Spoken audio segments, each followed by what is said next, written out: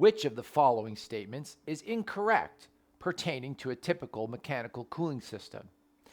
Our typical mechanical cooling system, with all of its essential components, are here: compressor, condenser, metering device, and evaporator.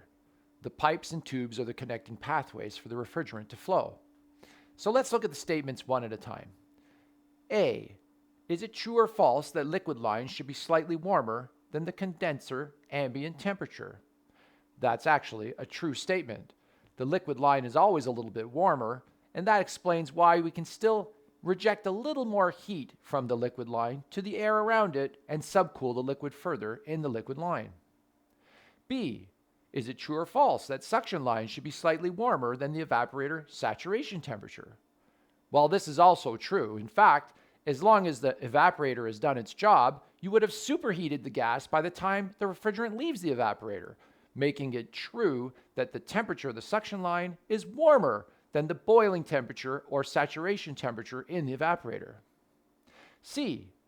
Liquid lines should be slightly cooler than the condenser saturation temperature.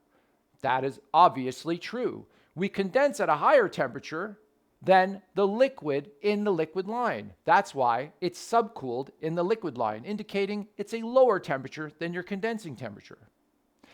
D is clearly the incorrect statement, that suction lines should be slightly cooler than the evaporator saturation temperature.